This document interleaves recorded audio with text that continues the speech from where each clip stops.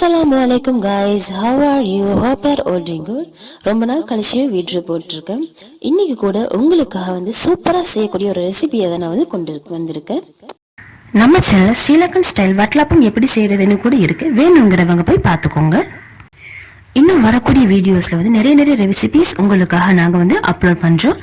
அதுக்கு நம்ம சேனலை சப்ஸ்கிரைப் பண்ணி வச்சுக்கோங்க. இன்னைக்கு நான் உங்களுக்காக கொண்டு வந்த அந்த ரெசிபி என்னன்னா எக் பாஸ்தா. எப்படி பண்றதுன்னு வாங்க பார்க்கலாம்.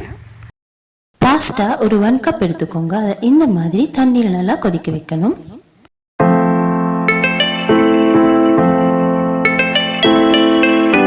இதை வேக வைக்கிறதுக்கு எனக்கு 20 மினிட்ஸ் ஆச்சு.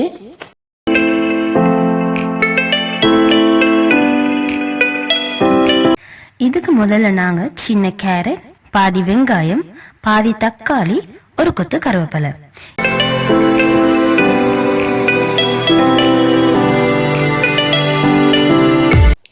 இப்போ ஒரு கடாயில் எண்ணெய் 1 டேபிள் ஸ்பூன் ஊற்றிக்கோங்க. எண்ணெய் சூடானதும் சீரகம் 1/4 டீஸ்பூன், கடுகு 1/4 டீஸ்பூன், ஒரு கொத்து கருவேப்பிலை, அதுக்கப்புறமா கட் பண்ணி வச்சிருந்த வெங்காயம், உப்பு தேவையான அளவு சேர்த்துட்டு வெங்காயம் கோல்டன் கலர் வந்ததும் தக்காளியை சேர்த்துக்கோங்க.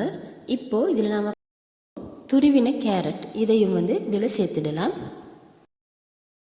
இப்போ ஒரு எக்கை நாங்கள் சேர்த்துக்கொள்ளணும்.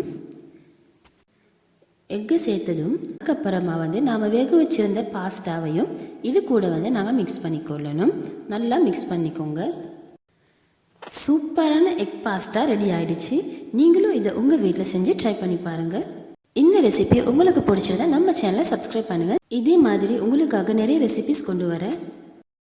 அப்படி நம்ம சேனலை கூட ஃபாலோ பண்ணிக்கோங்க. Thank you so much. Stay tune with frozen brownie.